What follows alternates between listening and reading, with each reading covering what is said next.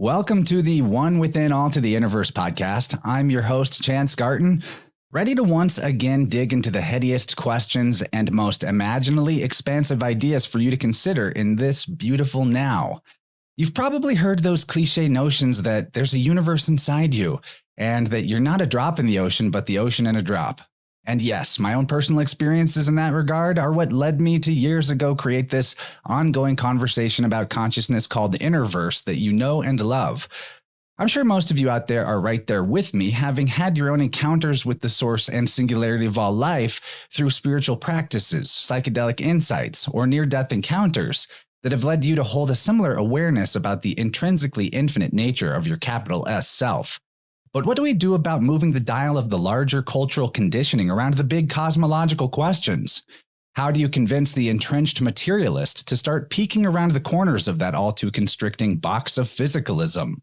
Our guest for today began his multi-book authorship quest seeking to solve that very conundrum, and it's to our great benefit that we are about to receive some of his nuggets of existential gnosis. His name is Mark Gober, and after graduating magna cum laude from Princeton University, where he was the captain of his tennis team, he began making his way in the world as a New York investment banker, riding out the financial crisis of 2008 before eventually shifting to a position as a partner at a Silicon Valley strategy firm. Somewhere along the way, he began to wonder about life's big mysteries, leading him to embark on a journey of discovery that's led to the 6 books of his Upside Down series, to host a podcast in 2019 known as Where Is My Mind, and serve on the board of the Institute of Noetic Sciences. For today's chat, I've fully vetted both his first and last books, An End to Upside Down Thinking, which confronts scientism's inability to address the hard problem of consciousness, and An End to Upside Down Medicine, which bravely pokes the medical industrial complex's most glaring misconceptions right in both eyes.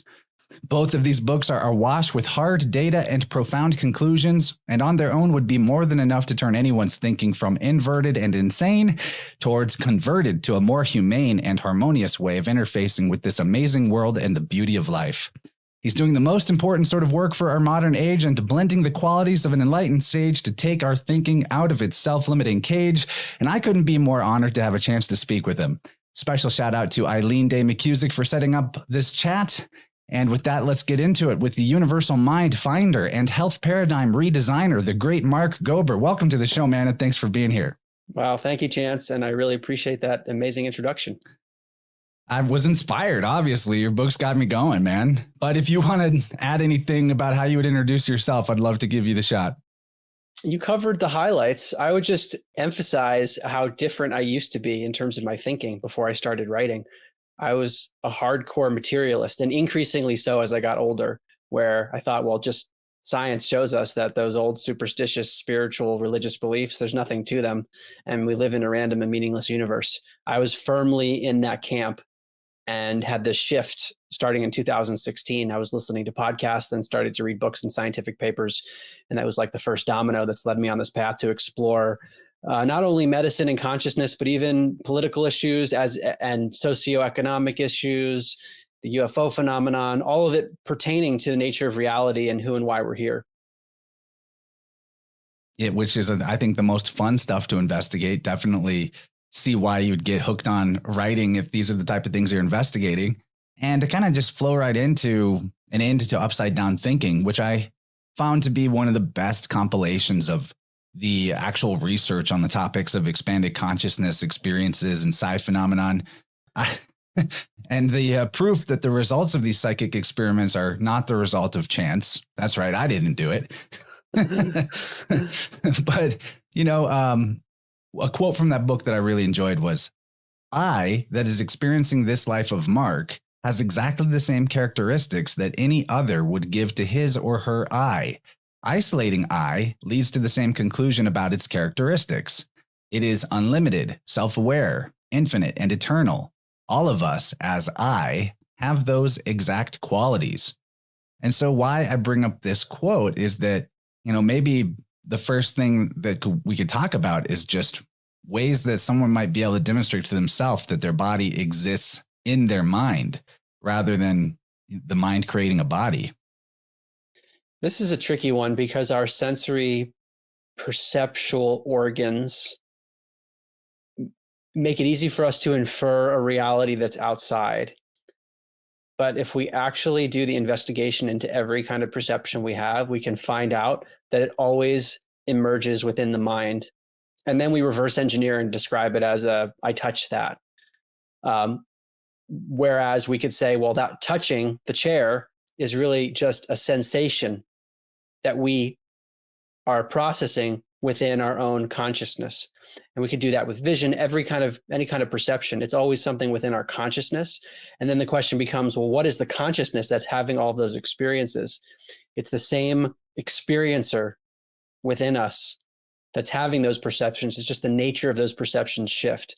And people on the path to enlightenment, or whatever you want to call it, spiritual awakening, they talk about a process of subtraction. And it's like subtracting and getting rid of or letting go of the assumptions that we have, or whatever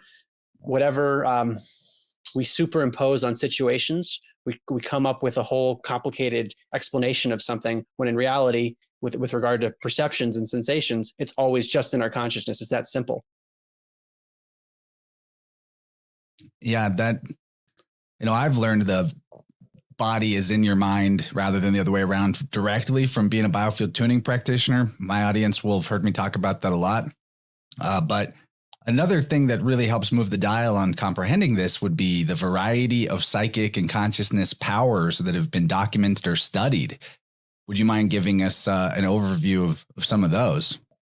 This was really the entry point for me when I had my paradigm shift starting in 2016, when I learned that there was scientific evidence that apparently all humans and even other organisms like animals, I talk about that in the book and End Upside Down Thinking too, that we have abilities that are basically like sci-fi abilities and they're innate within us. I was so confused learning about this. I'm like, wait, so I have these abilities and so does everyone else. How did I not know that about myself? And furthermore, it's along the same lines. There's a lot of evidence suggesting that when the physical body dies, that's not the end of our consciousness. In other words, that our sense of or capacity to experience continues when the body dies. And this first book, An End Upside Down Thinking, was compiling the evidence in these areas. And my approach was that if even one of these so-called paranormal phenomena is real, and I don't like the word paranormal because it assumes they know what normal is, but you know what I mean, hopefully, by paranormal. If even one of those is real, then it requires a shift in the mainstream scientific paradigm. So that book, An End Upside Down Thinking, is just a lot of evidence geared toward someone like me. I mean, I was still working in Silicon Valley at the time, and I was thinking, I'm going to write this book, and I'm in the business world. Like, how could I do this in a credible way? Well, it's all like hundreds of citations. So that's the preface. So I'll give a few examples. Someone said to me, hey, Mark, like, what are the most compelling things to you? First one probably would be declassified documents from the CIA on the remote viewing program, which is the ability to perceive things with the mind that are far away in space and time. In other words, this is like psychic spying. And the US government started a program in the 1970s using psychic spying for national security. And in my podcast series, Where is My Mind?, I interviewed Russell Targ, who was one of the leaders of the program, in addition to Uri Geller, who was involved in remote viewing there, and other people who've been involved in it. So it's interesting. Anytime I talk to someone in the space, it's like, obviously this is real, like, because they've seen people do it. But in any event, the declassified documents, they say remote viewing is a real phenomenon. Implications are revolutionary. Evidence too impressive to dismiss as mere coincidence. That's what it says in the documents. And interestingly, we're talking now, just a few days ago, this is April 2024, a new document was declassified, and it talks about the UAP phenomenon a little bit, but it also talks about remote viewing and validates the reality of it. So as just maybe a naive researcher or someone who said, I'm concerned about talking about this publicly, to be able to hold up a document. And in the book, I've got photocopies of these publicly available documents. They say remote viewing is a real phenomenon. I mean, that's kind of a hard thing to dispute. That's number one. Number two, I'll give two, and then I'll give a third too.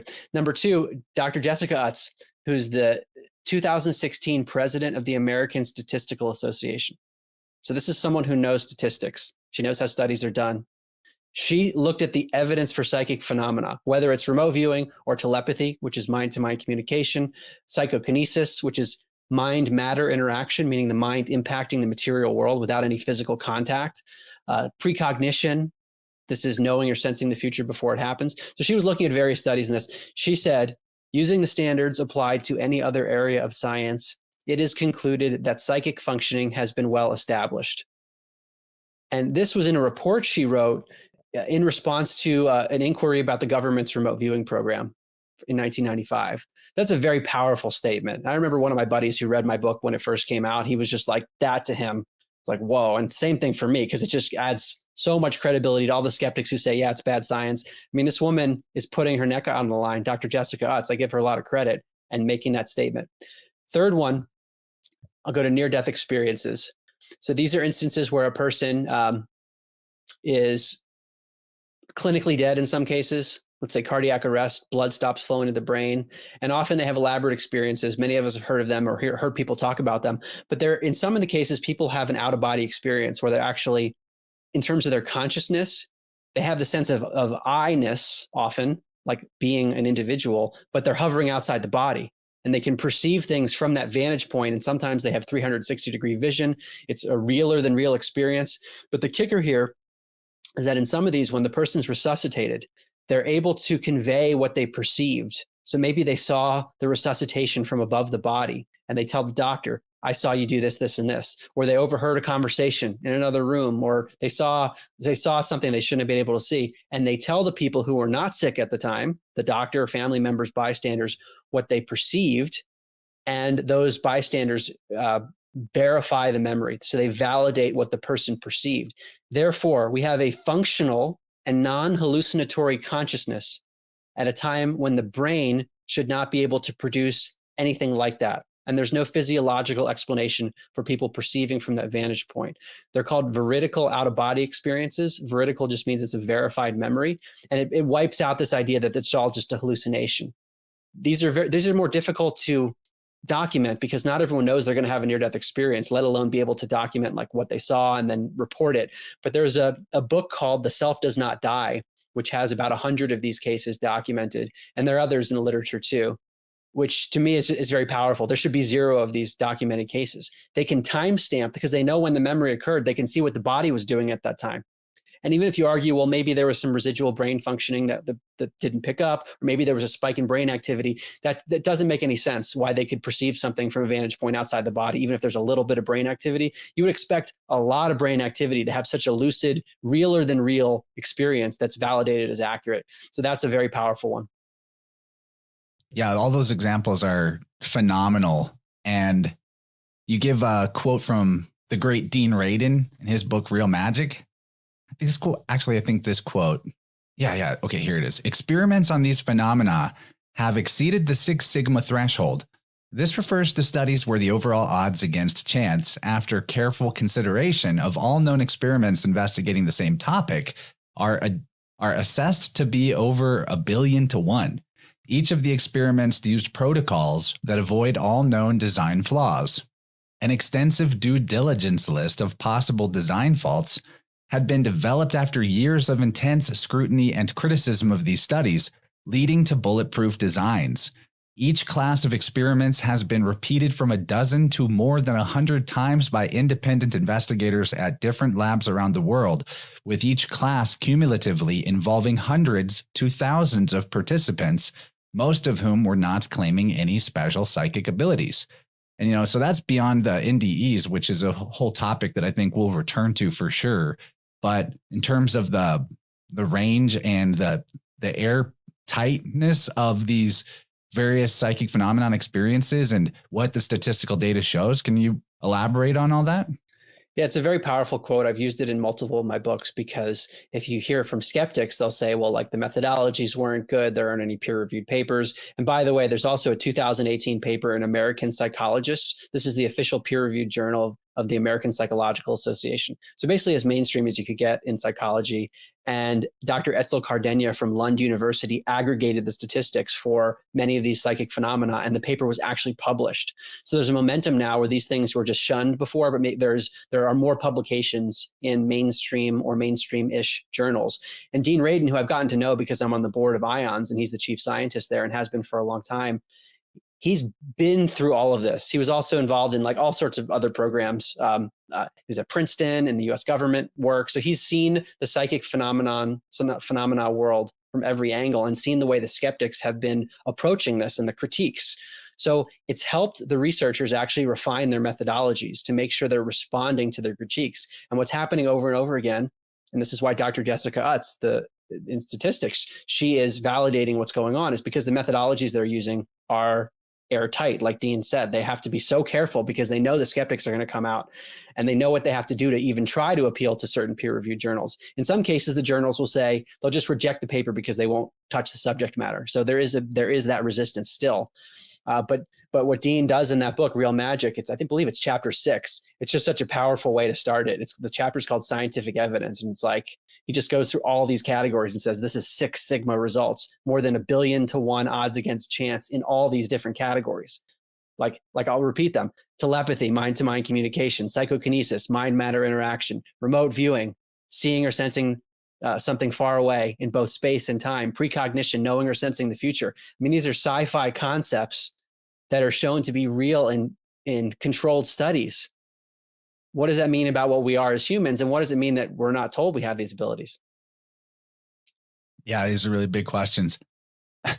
I'm wondering, to go back to the time when you were the financial analyst, did you ever see the Pixar movie Soul? A bunch of people recommended it to me, so I'm familiar with the concept. I'm not the biggest Disney fan or whatever, but there's this concept in the movie where, like, in the spiritual realm, there's this area called the zone, and people that are in the flow state, their soul is like elevated into the zone, and they're sort of just fluidly, automatically doing whatever their craft or their activity is. But then at the bottom of the zone, like on the floor, there are the people who are obsessive compulsively in their flow state, doing something that is maybe not their soul's highest calling.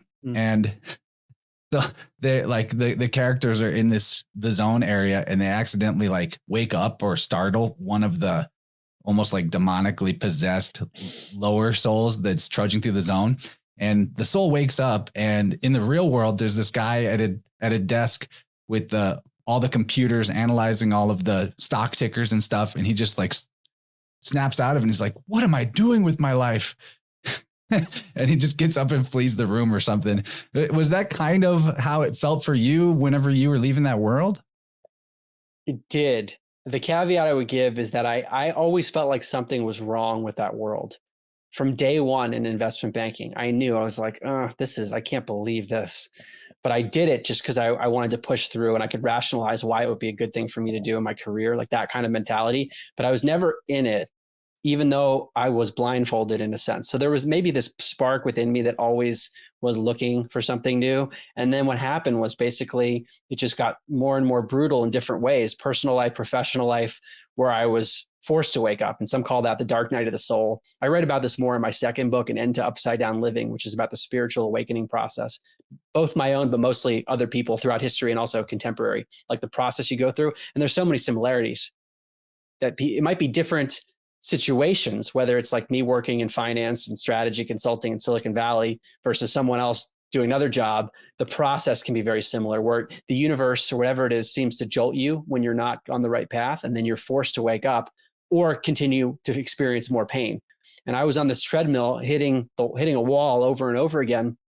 And through apparently luck or something, I was listening to podcasts that just got me started on this journey. But I was firmly in that asleep phase and then jolted out of it. And I mean, I feel like I've adjusted more to being out of it, but then once you're out of it, there's continued awakenings. I mean, we were talking before the show. I generally agree with my first book, but as I write books, if I go back and read certain sentences, I would probably change things or say, I assumed this to be true just because it was consensus in science and I didn't know you should question it, but now I would question it. So it's like a continual awakening process. That's what made it so fun for me to listen to. I didn't read, but I listened to the first and the last, which are narrated by you, by the way. So people who prefer to have the actual author reading the book to them, they'll enjoy the flavor of the books for that reason. But as your awakening process seemed to coincide with you writing, what do you think about creativity as the way to push through these dark nights, or how did that creative process seem to be related to your spiritual development? When I started researching, I didn't know I was going to write books. or speak publicly. That wasn't the plan. I was just interested and I wanted to know more. And it was for the first time in my life, maybe, where I felt this passion. I've got to do this. When I wasn't working in the office or working on a client thing, I'm like, I've got to research more about these NDEs or psychic phenomena. Is this real? If it's real, I got to understand why. And I need to be able to communicate it to people so they don't think I'm totally nuts. Like, how am I going to exist in the world with this sort of belief system when everyone else around me is more like I used to be, which is basically a zombie-esque state, not being aware of these other things. So that was going through my mind. And it was about a year into this research. So I had my awakening in the summer of 2016. In the summer of 2017, I got this inclination that maybe I should put my research down on paper so that other people can have an efficient way to learn about this stuff without having to look at like hundreds of sources in the way that I did. I put it all in one place and cite everything, then maybe they'll have an awakening too, and it'll be positive for them. So I just felt like I needed to do it. And then I became an investment banker again and said, I'm going to write this as fast as I can. And it happened very quickly. But what I found is it's a similar process every time, is that I get wind of a paradigm shift that I realize, wow, I need to learn about this. Could this be right? Let me see. I can't poke holes in it. And I'm sure we'll talk about medicine later because we get into pathogenicity of microbes and things like that. And learning, but that was a paradigm shift for me where I was questioning, but every other one along the way, I'm like, could this be real? And the deeper I go, always, I realize that there's validity to it and I can't poke holes into it. There's always an answer for every doubt. And then I say, I need to learn about this. I need to become fluent in it. Oh, I should summarize this in a book. So far, that's happened 6 times. I don't know if it's going to happen again, but it is a similar process every time. And my next question is, in the process, and I guess this could apply to any of your books that involve the quote unquote paranormal, but have you experienced any of these like expanded consciousness states or psi phenomenon personally, or UFOs or things of that nature? I would say compared to what I've researched, my personal experiences have been mild, other than the arc of my journey, which is mystical in a different way of seeing where I used to be versus where I am now. That's a pretty mystical thing. But I haven't had an abduction experience or encountered a being.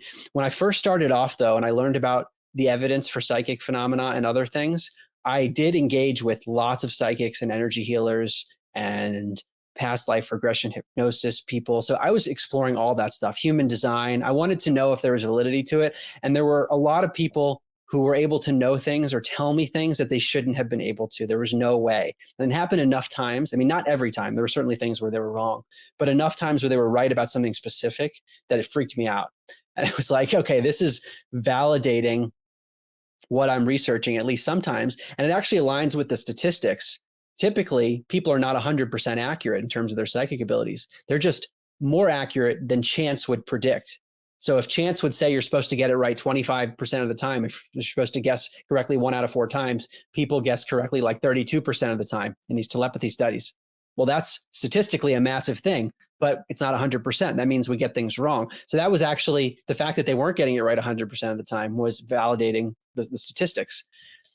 Especially on like over and over hundreds of repeats of the study, then that 5, 6, 7% variance from the expected probability becomes exponentially less probable when it's repeated over and over and over again to have that variance.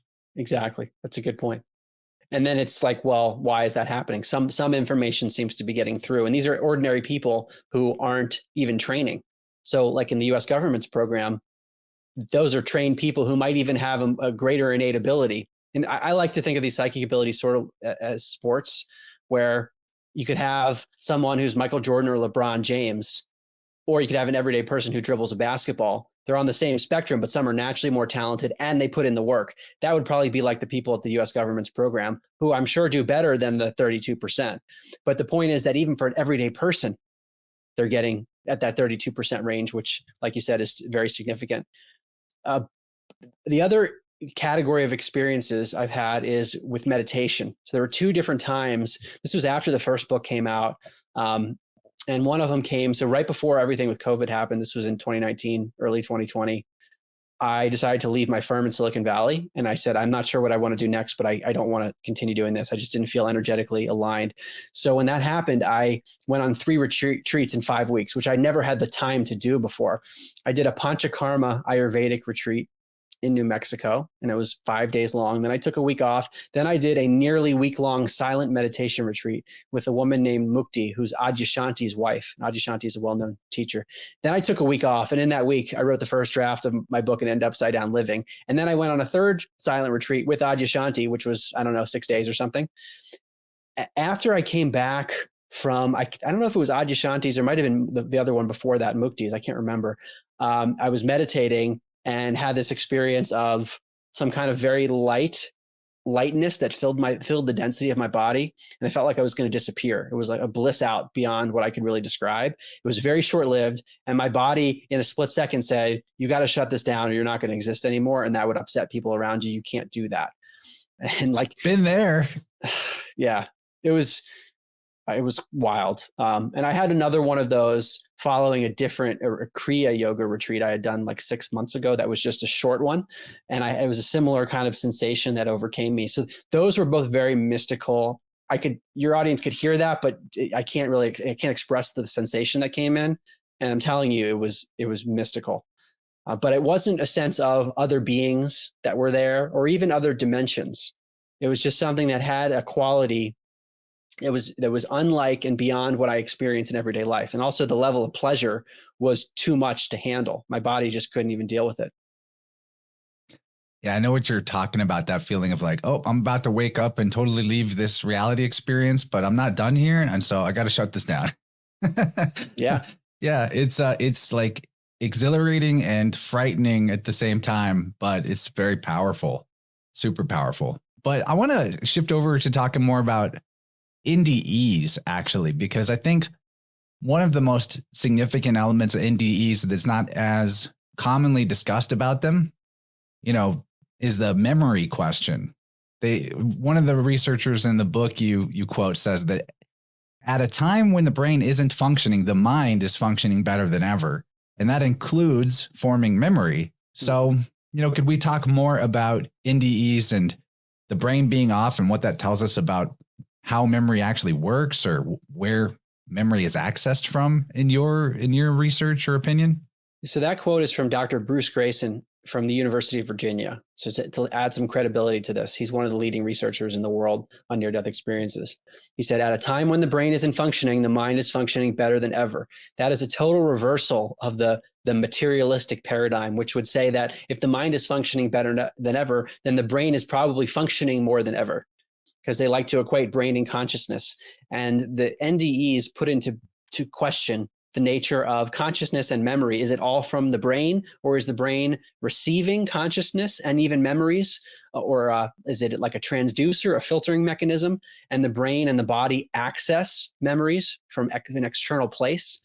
That might be the case, that perhaps what we call memory parts of the brain indicate that a certain thing has been activated, but the source of the activation could be something external.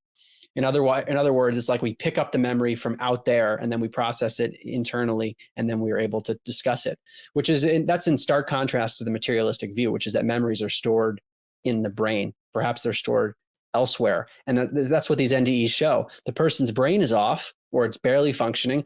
And like I said, with these veridical out-of-body experiences, these are experiences that are verified memories, not hallucinations. And they're able to come back and relay what happened. So they have a memory of something when their brain was off and they were sometimes clinically dead. I mean, that there are not physiological explanations for that. And when I interviewed for my podcast, Dr. Jan Holden from the University of North Texas, she was talking about these veridical accounts. She says, this wipes out the physiological explanations. That's a very important point, because everyone, I know what the skeptical mind wants to do, myself included. Well, it could have been like some kind of an endorphin release or DMT or an oxygen deprivation or CO2. The problem is that those explanations have never been able to account for the totality of these NDE experiences. They might be somewhat related or sound somewhat similar to part of what they describe, but they never get the totality. Dr. Grayson makes that point in his book called After, where he studies NDEs in that book. And they cannot explain a verified memory. when the brain is barely functional or off. Yeah, there's, despite, neuroscientists kind of acting like it, or just the popular public conception, there is no file cabinet of cells that contains the record of what you did on Tuesday, July 11th, 1972. That just doesn't exist. And as someone that does biofield tuning, I'm way more of the opinion that our memory has something to do with our energy field itself. And that memory is maybe not that that's the only place that memory exists, but particularly memories that are powerfully related to our conditioning in life, or what you would consider trauma or limiting beliefs. Like just a couple of days ago, I was doing a tuning for a guy, and I hit this, and I'm in a different place, right? We're doing it remotely and everything. I'm waving tuning forks around in my living room, talking on the phone to someone in a whole nother state.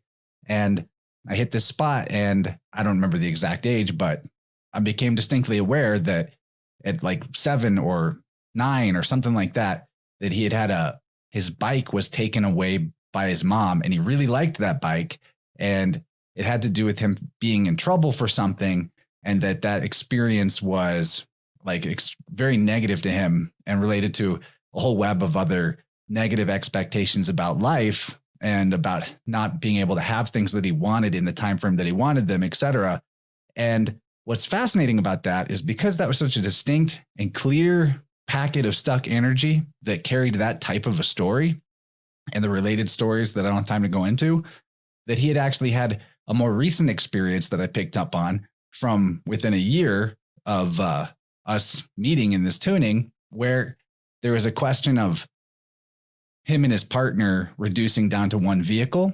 And it was, he was fine with it. But then when it came down to it, he basically got unconsciously triggered about the possibility of not having a vehicle when he wanted it, when he needed it. And it was tying back to this experience of having his bike taken away. And what it caused was a big overreaction and projection towards his female partner, who was taking on the role of the closest feminine energy in his life, the way that his mom would have had that role when he's a child. And so when we there's something about memory that not only is in our energy field, but also pertains to the potential for cyclically repeating certain types of experiences that are related to our strongest conditioning out of memory that's limiting. Does that make sense? Yeah, it does. That there are aspects of the memory that exist with beyond our conscious knowledge in some cases. So it's like we know it, but we can't pinpoint it in a sense. And this leads me to another thing I was thinking of as you spoke of research at the University of Virginia for decades now on children who have memories of a life that is not their own. And sometimes the researchers are able to find historical or medical records that validate what these kids say. They're between the ages of 2 and 6 years old. Often they have phobias and philias, things that they're drawn to that don't really make sense in the context of their life. So they might crave tobacco or something. They might want they might want something. They might fear something that's just totally bizarre for the cultural context. And yet they do. So they're having a memory, and we can't really trace what, from a conventional perspective, where is that even coming from? And then there's this study that you referenced by Daryl J. Bim about reverse causality in memory. Can you talk about that? Because that one was really interesting. Is this a quote from the New York Times of doing? I'm trying to remember this one. So people did better on a test if they studied afterwards, a memory test, something like that. Yeah. So I think it's interesting because after I wrote the book, I interviewed Dr. Bem for my podcast, and I asked him about that. And he said that was one of, because there were multiple studies on precognition. And I think he told me that was one where the replications weren't as strong, but they were trying to. Just to make it clear, the effect was that they took a test and then they studied the material after they'd taken the test. Some did, some didn't. And the ones who studied after the test had done better on the actual test, as if the future study made them more knowledgeable or something like that? That I believe that's true. I haven't looked at this in a while. And I think what I was quoting was a New York Times article that was summarizing the findings too. So this made headlines, Daryl Bem's studies on precognition. So the more traditional studies are the ones where the physical body has a response before an image is shown to them on our screen in a manner that corresponds with the image that would eventually be shown to them. And they have no knowledge of what that image is. And so there are studies like this where basically the future is impacting the past, or another way to think about it is our consciousness somehow reaches forward in time before the event happens, because consciousness is beyond space and time. And that's what these precognition studies seem to suggest, even though they're done in different ways. So has your opinion of the potential for reverse causality, like a future outcome influencing the present moment, shifted since writing and into upside down thinking? Or do you have a more, maybe not clear understanding, because this is such a wild topic, but like, what are your current thoughts on that? I'm very much open to it. I don't think time is well understood. And even when we try to define time, we define it as an interval between two events. And what's an interval? That's a unit of time. So the definition of time is circular. And when we try to think about the past, it's a thought in our consciousness in the present moment. So everything in the past is an inference, even though it's a compelling inference. It's not something we could ever verify. Even a picture, we look at the picture in the present moment. We just can't verify all the chain of events that got us to that picture. So how can we really know anything? I mean, the future is also a thought in the present moment. All we know is some kind of an ever-present now, which there's an analogy from Dr. David Hawkins, a spiritual teacher who I really enjoyed. And he said this in a YouTube video that I can't find anymore, but from like maybe a decade or so ago. He talked about shining light through a prism and you end up with a hologram. And he would say that hologram's the reality that we're in. And you could look at that hologram from different angles, like different points on this apparently three-dimensional thing. And each of those might represent a different point in time, even though it's part of this one nowness. And when you put those points together, you interpret a sequence of events that's linear and goes from past to present to future. But in reality, it's all part of an ever-present now. They're just different vantage points on it.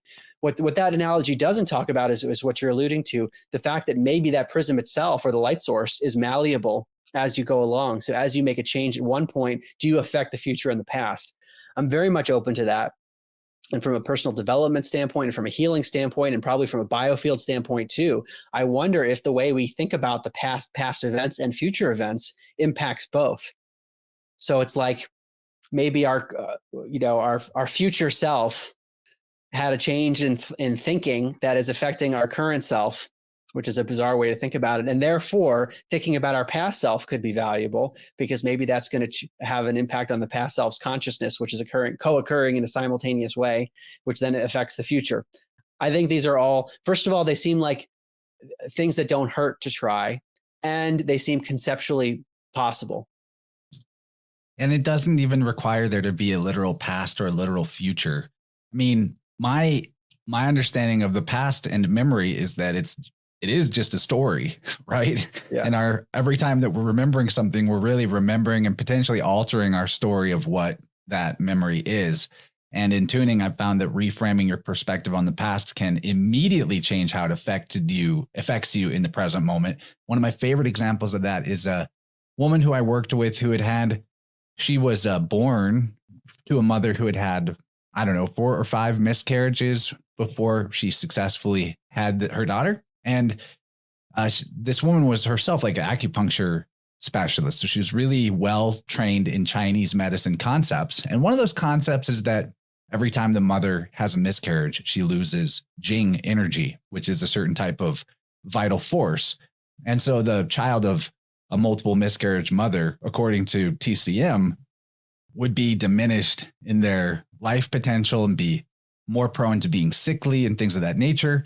And in this tuning, when I uncovered that was a story she was running with, I was like, but what if the meaning, because you get to decide what things mean for yourself in many cases, especially about yourself, what if the meaning of that was that you were actually such a strong life force that's why you came through, despite the fact that your mom was prone to miscarriages, rather than being weakened by that chain of events. That chain of events could mean to you that actually you were strong.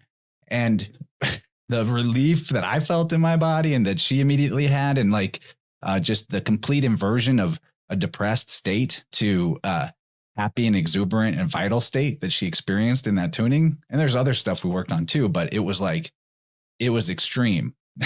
And that's the type of thing that you should really be mindful of in the story of yourself, especially in your past and your memories. It's like, yeah, but have you ever like consciously decided what it means to you? Or are you running with, again, what somebody else told you it means, the expert or the authority, as in the TCM explanation?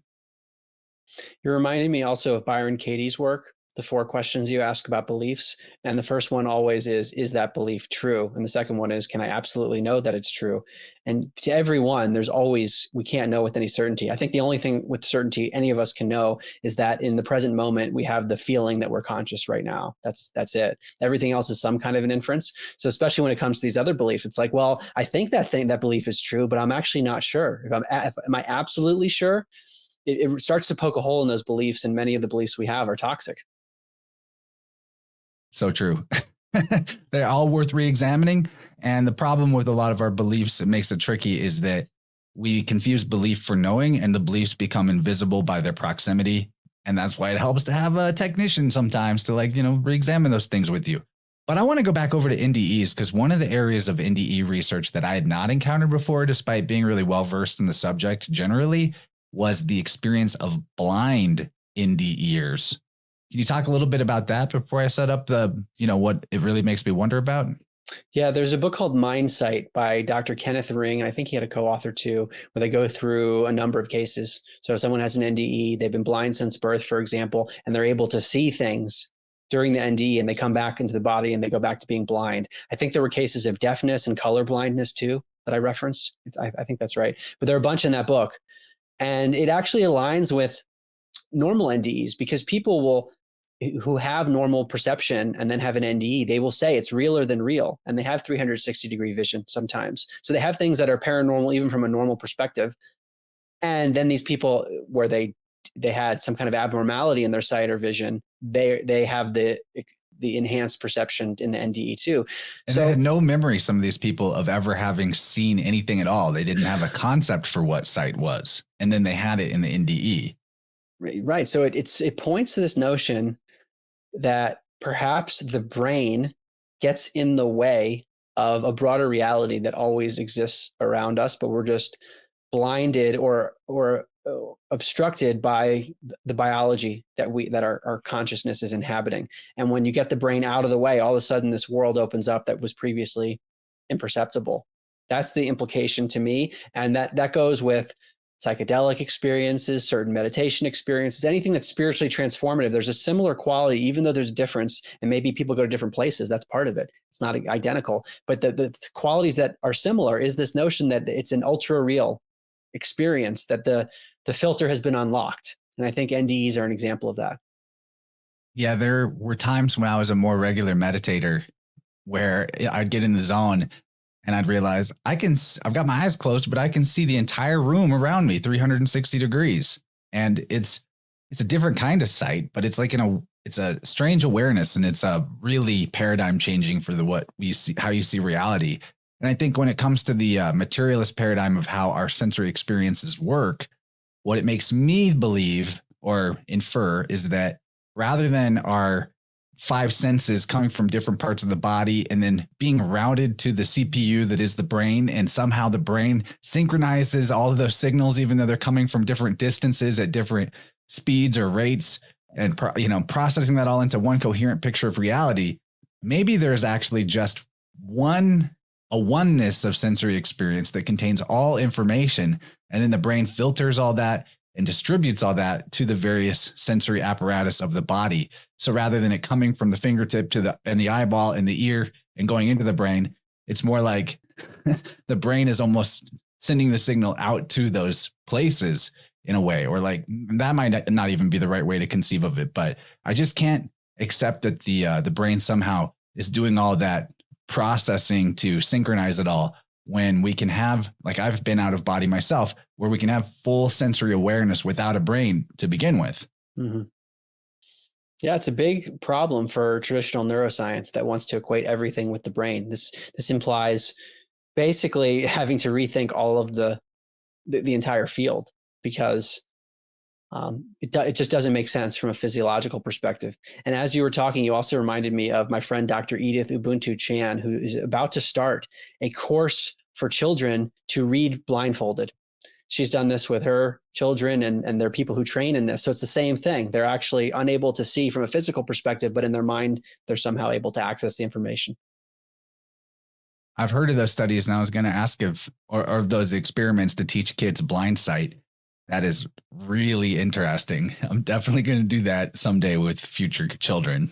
I think that it's totally, gosh, wouldn't that just be a different world that you grow up in if that was something that you learned or at least had an awareness of? But I want to, well, go ahead. Yeah, but I'm just thinking of myself. I had no conception of this growing up and as I was an adult. And how would it change your perspective if as a child you knew that your mind was much more than you're told? That probably affects every area of life. Another one that's the more far out of the spectrum is spoon bending. Yeah. Can we talk about that or just other like psychokinetic abilities? What are your thoughts on that? Do you think that that's very real or? Yeah, I know enough people that have done it. And these are not people a lot of people. So I think there's reality to it.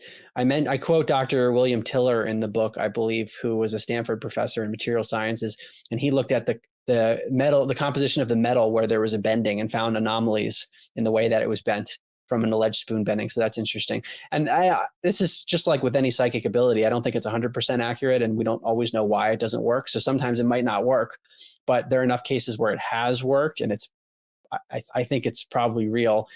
Generally speaking, there are two types of psychokinesis. There's the micro psychokinesis and macro. And the micro is Six Sigma results, where the mind is impacting, for example, the behavior of a random number generator machine, a machine that generates zeros and ones in a random fashion. And they say, hey, Chance, I want you to try to make it to produce more ones and zeros. You're not going to touch it. You're going to use your mind. And they've done this enough times where people are able to do this beyond what chance would predict. And actually, an observation they found is that when there's a curve to how the performance, initially people do really well, then they start overthinking and they don't do as well. And then they go back to being relaxed and they perform better. So there's something to be said about that.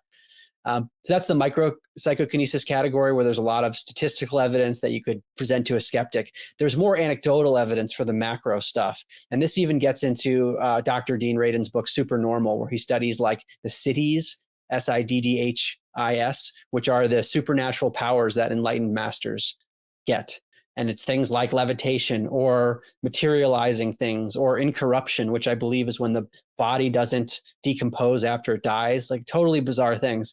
And some of this is psychokinetic, where it's on a mass scale being able to manifest or change the physical world. So there is like I said before with the basketball analogy, there's a range of abilities. And perhaps as we elevate in our own consciousness, we can do more and more. And maybe the more extreme examples, it's harder for most people to do because they haven't been trained in it, or there could be blockages in their mind. I'm just speculating. I want to shift gears a little bit to the persuasion side of this, or, the teaching others side of this. And so it's kind of a twofold question, but maybe I shouldn't ask both at once, but I'm going to go for it. First of all, I want to know what you think keeps people from accepting this stuff, even when you got the documents in hand. And then I want to know about your experience with or knowledge of the what you call the Wikipedia guerrilla skeptics. And the latter, or really in both cases, this applies to all the books you've written, not just the consciousness stuff or the medicine stuff.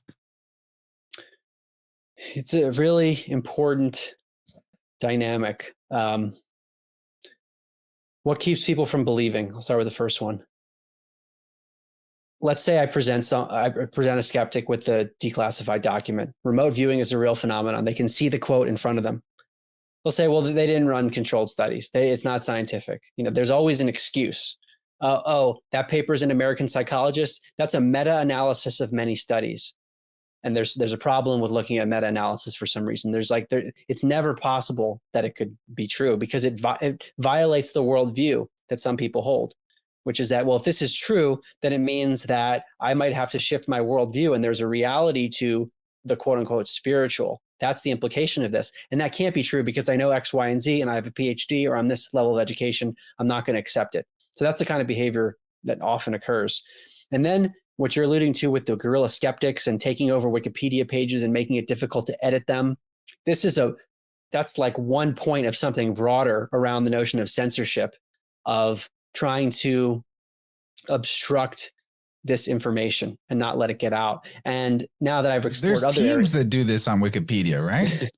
apparently Dr. Rupert Sheldrake experienced this firsthand. So I quoted that in the book, what he went through, because his page historically, I haven't looked at it recently, it says his work is pseudoscientific or something very early in his Wikipedia bio. And it says semi-protected with a little key or something like that, meaning that it's difficult to edit. And so like somehow teams take over pages. And what does that mean? If you're just an everyday person, let's say you look at my book, you see that Rupert Sheldrake was one of the people who endorsed it. I quote his work in my book. Let me just Google Rupert Sheldrake. Oh, Wikipedia page. It says he's a pseudoscientist. Okay. Like, what is that? That if you don't have time, that's a very damning thing. That happens to Owen Benjamin too. His Wikipedia page is constantly changed to say he's a neo-Nazi and will never say a single good thing about him, like that he encourages people to have families or teaches homesteading and things like that. It's only like racist, bigot, homophobe, evil. And this you change it, someone comes back and changes it within minutes. It's really weird. It's like that's why my friend Gabriel, a slick dissident on YouTube, he calls Wikipedia "We Keep Idea" instead of Wikipedia, because it's more just like this gatekeeper system. And it's not that there's no value to using it, but when it comes to like the fringe stuff, you got to take it all with a grain of salt and look further into the referenced sources and try to find outside of Wikipedia sources too. Yeah, I actually quote one of the founders of Wikipedia. I believe his name's Larry Sanger, and he's been outspoken in the last few years. These are my political books, but he calls it propaganda for the reasons that you're describing. And it's a symptom of something broader. We see it in the media too, where someone is going to get branded by the media. They're going to say X, Y, and Z about the person, and that's your initial way of thinking about them. And all of a sudden, that person's then on the defense to then show that they're not that thing and to prove that they're beneficial parts. So it's part of a broader, we'll call it social engineering. And in my reset book, I quote Mario Beauregard, who was on a podcast called Skeptico. That he's a neuroscientist who studies spiritual topics, and he works in Canada. He says in that interview on Skeptico that he at a very prominent neurological institute in Canada, he was told by the head of the organization that as long as this person was alive, he would never be allowed to study the brain or those types of issues from a spiritual perspective. I'm paraphrasing. And he said it's clearly a social engineering thing. That there's, forces at work that suppress information. It's very clear with the consciousness work, but I think it's the tip of the iceberg. It happens in many areas too. And I guess that leads to a bigger question of one's cosmological framework that they could fit these phenomena into, that begs the question of, well, why would there be these forces repressing information that only ever had the potential to bring more beauty and harmony to society and to the individual? Aren't when it comes to like what they're spraying in the skies and stuff like that, aren't the people who are doing this repression and doing this poisoning living in the same world?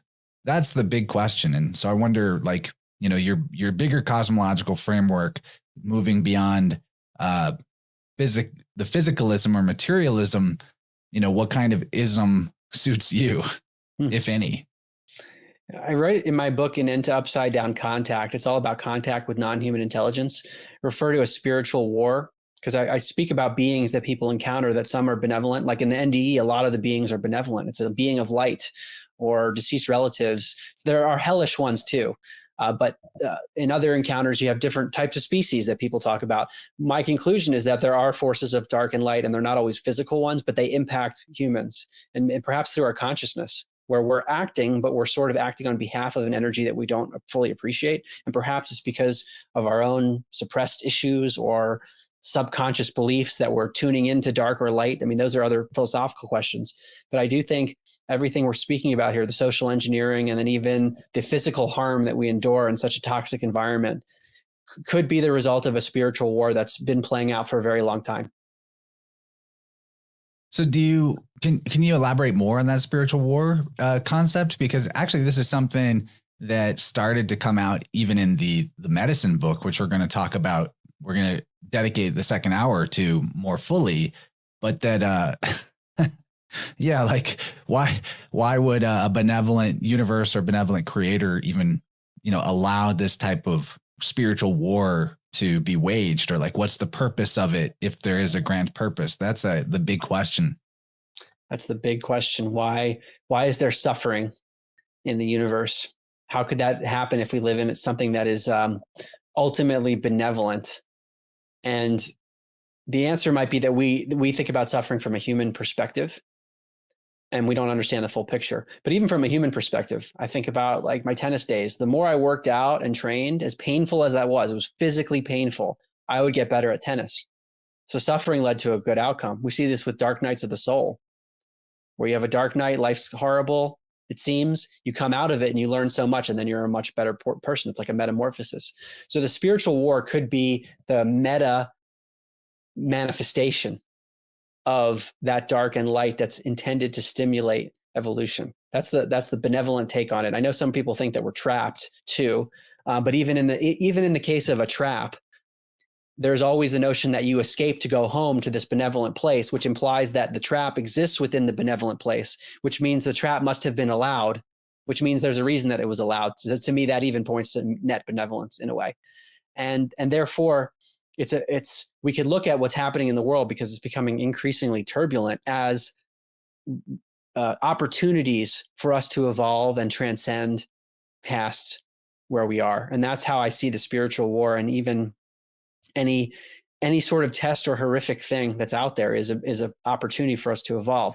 Now, the flip side of that perspective is it could be easy to say, well, yeah, there's horrible stuff in the world. That person's suffering over there, being tortured. It's okay, because it's just evolutionary. There is still a need to try to alleviate suffering. And David Hawkins put this really well. And this is, again, in a YouTube clip that I can't find anymore. But he was speaking to a Buddhist monk and said, Ramana Maharshi, who's a famous Indian sage, he used to say that the world that we see doesn't exist. And Hawkins said, well, from that perspective, the super enlightened level, that's a true statement. But most people in the world are not operating from that perspective, and therefore they're experiencing real suffering.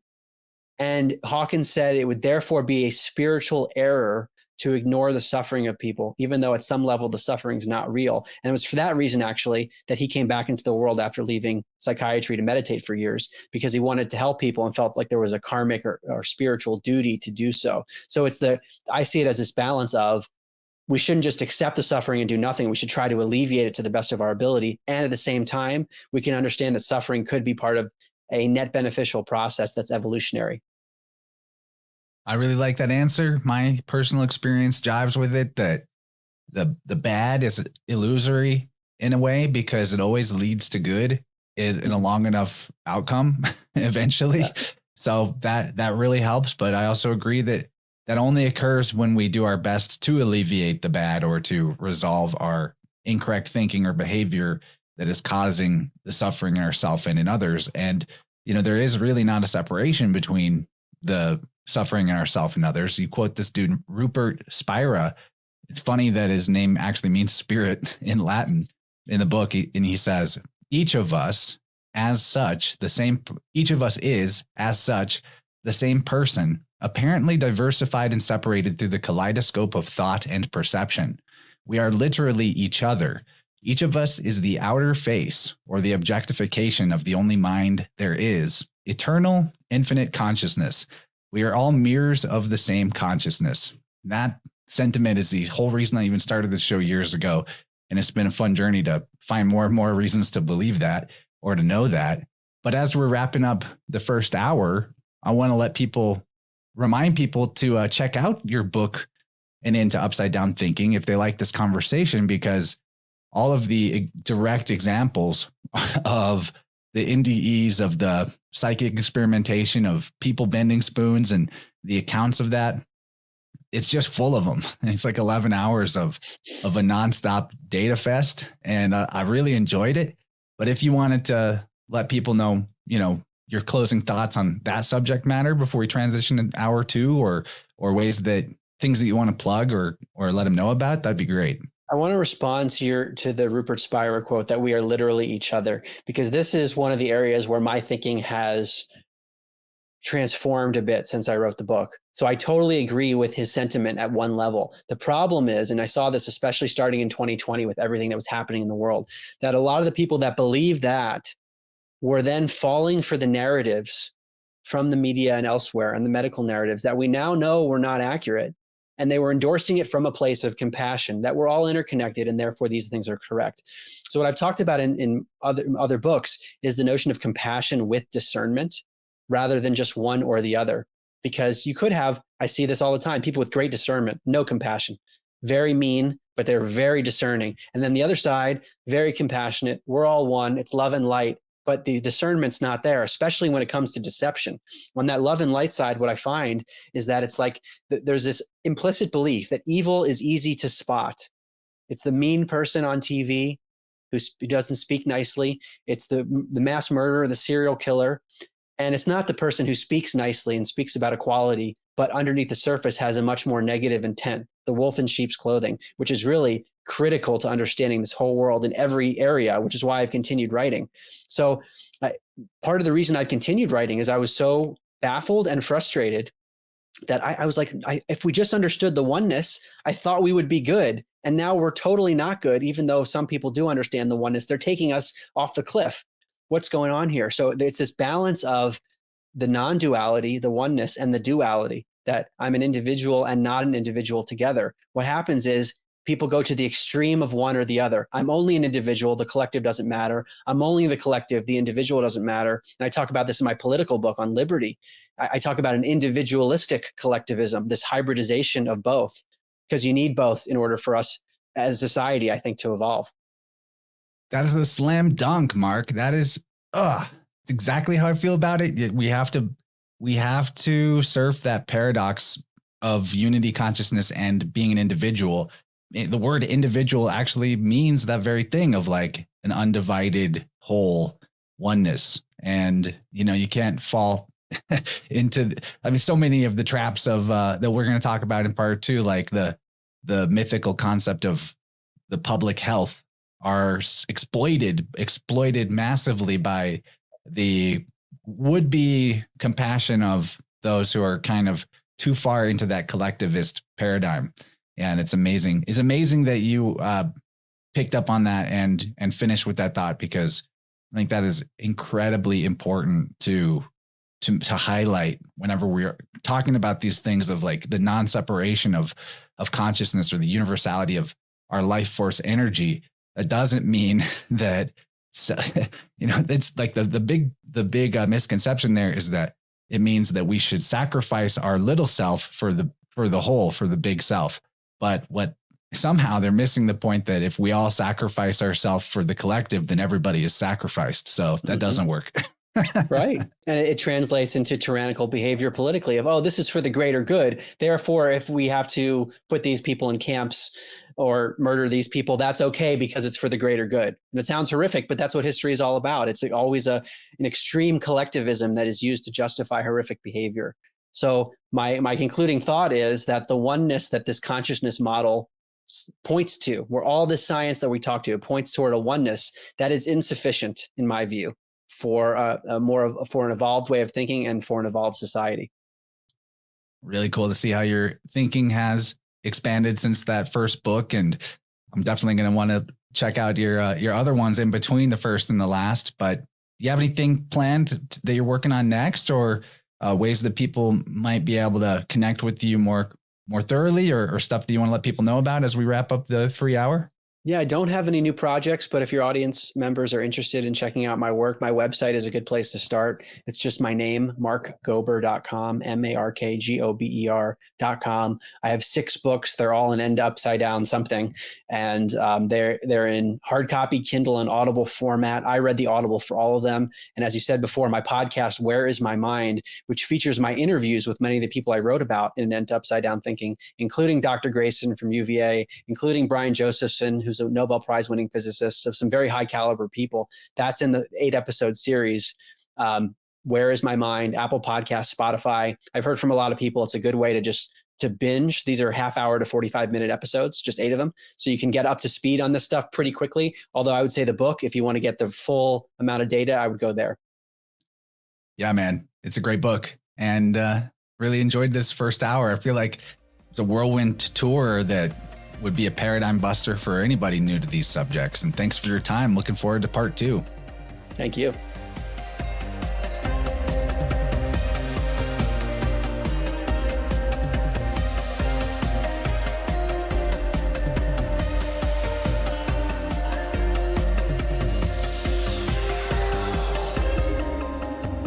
Ladies and gentlemen, the great Mark Gober. Guys, if you're not upside right after that conversation, or you can't pass that to somebody who's a little upside down and see them get upside right, I don't know. I don't know what's going to do it. But then again, that's me coming from the perspective of considering what was in the plus extension. I really liked the first part, though. It's obvious that Mark is a high performer.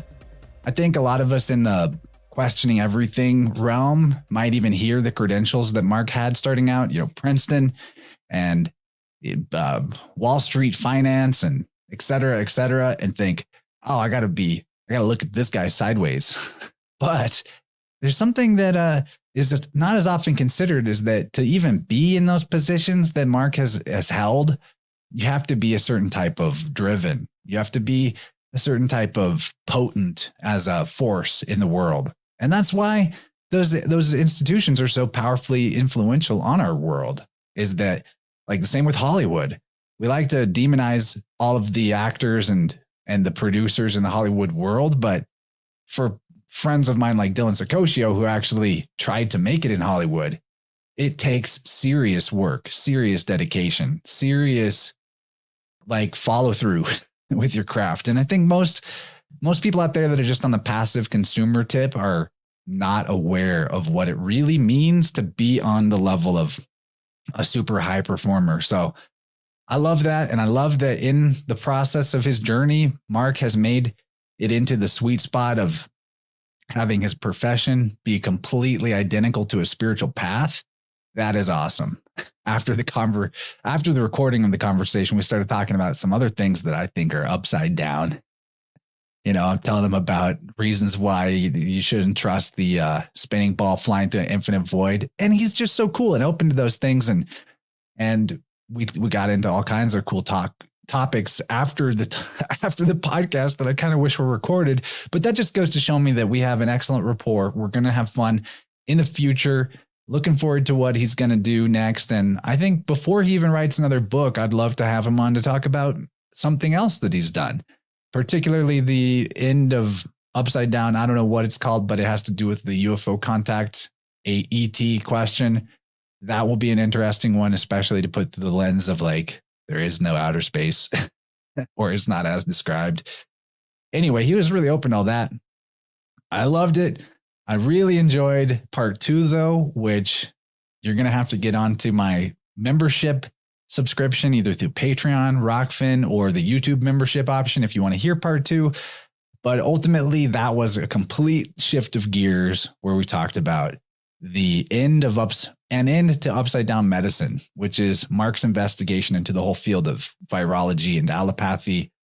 And dang, that was what I always wished I could hear or interview somebody about back when Cooties was popping off. I really feel like I'm complete now as a podcast host, that I finally got this information well articulated into a show. Maybe a little late to the party. I know people like Alex Zek and Mike Winter and the whole team at the end of COVID have already kind of traveled this ground. But for me, this was something that I really needed a few more pieces in the puzzle to fully comprehend and break out of the germs paradigm. And if that's something that you're on the fence about, or you just would like to have some better ammunition for how you can competently dispute and persuade in conversation with those who are open-minded to the topic after seeing all of the fraud of the last couple of years, then this second hour is going to be really good for you. Or just get his book. I'm not trying to gatekeep here. You could just, instead of subscribing to me, just get Mark's book and get way wider range of the data. But in the second part, you get my hot take on some of these things, which I think has some value. Anyway, we talked about in the plus extension why Mark wrote the book and into Upside Down Medicine. The correlation of the belief in viruses and victimhood, victim consciousness. We discussed the early models that influenced virology, the many freedom of information requests that were done that failed to secure even a single record of the existence of a cooties particle or any other type of cooties. We discussed why virology doesn't even qualify as science. And then I tried to inject some compassion for the medical order followers while also being realistic about how that whole system works and what they're conditioned to do.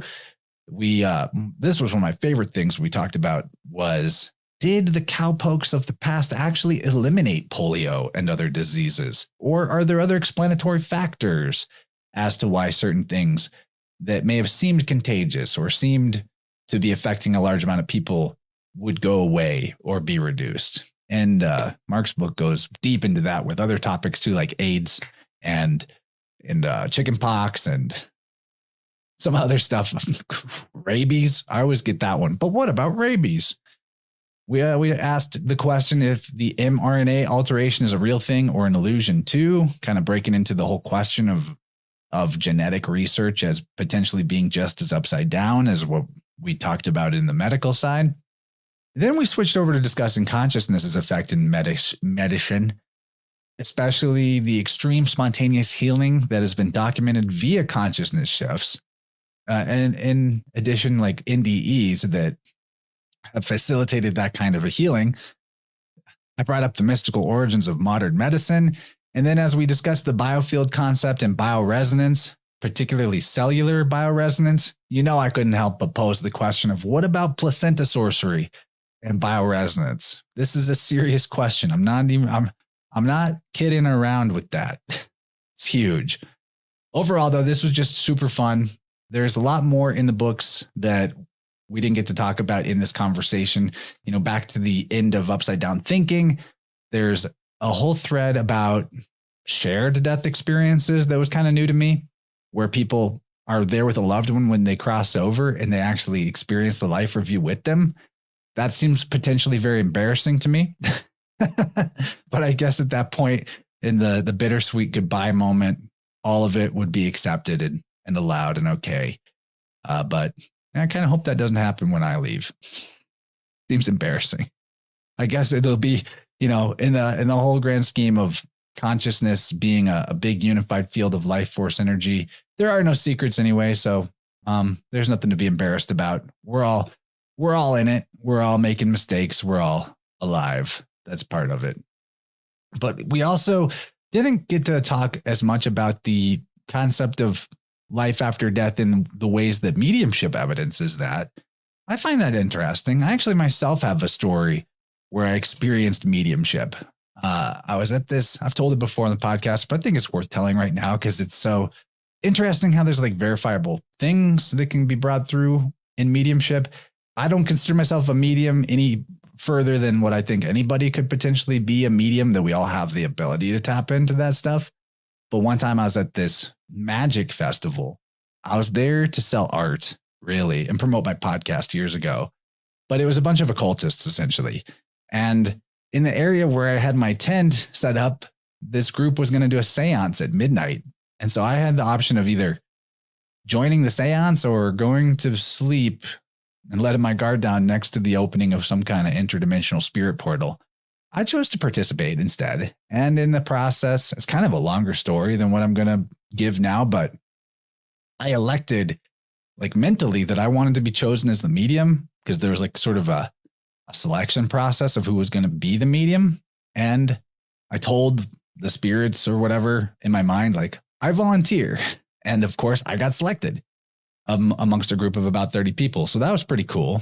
And anyway, the long story short of it was the process of doing the mediumship was sort of like a guided meditation where the facilitator of the seance was telling me, go to a place that's familiar and nature, and then like find a body of water and cross it. And you're going to see a house or a mansion. You're going to go into it. And I followed all these steps and I'm mentally visualizing it, eyes closed. And I go into this building. And one of the things I eventually encounter was this old man.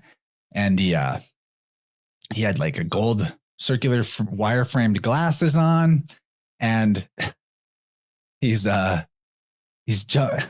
jumping up and down and pointing at his shin. And I can't remember what his name was, but basically it ended up being the recently deceased grandfather of somebody who was there in the circle.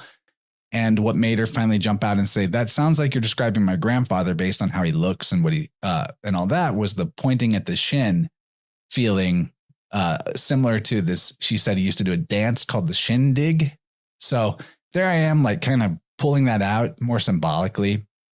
And then I was asked if he had a message for his granddaughter. And as soon as I got that question, I immediately felt this intense emotion of love and pride that was like turning the faucet on, where I was at neutral and then the faucet is turned on to full. And there's this rushing of emotional energy that was so powerful that it was like almost too much. And then it was turned off immediately. And so it was like a really bizarre experience, because usually there's like a ramping up, physiologically speaking, there's like a ramping up and a decline of a strong emotional state, but it was like on, off, intense, and then gone. And it was all just to express the message to his granddaughter of how proud he was, how much he loved her and all that. But it was a really cool experience. There was other like mystical things that happened during that seance. And I already kind of was in a more woo-woo paradigm of my worldview, but still, that was a huge one because it gave me a lot of verifiable connection. And then, occasionally in tuning sessions, I will encounter a deceased loved one that has a message. That's happened. I don't look for that on purpose, but it does happen. And so with all that, it's been a fun episode. Look forward to talking to Mark again. If you want to support the podcast, there's lots of ways to do it, linked in the show notes. My favorite would be Tippecanoe Herbs, using the InnerVerse coupon code for a great discount, or you can also book a Biofield tuning session with me. That is an awesome option. Like, the results, as I described in the conversation with Mark, are mind-blowing and phenomenal. So I hope you guys will check that out. And with that, I'm going to let you guys go. It's been a fun time. Thanks for tuning in. If you're new to the podcast, go check out the archives. There's a bazillion things that I know you're going to like that are much esoteric information. Will blow your mind. We're the deep end over here, the InnerVerse. So catch you guys on the next one. Much love. Bye-bye.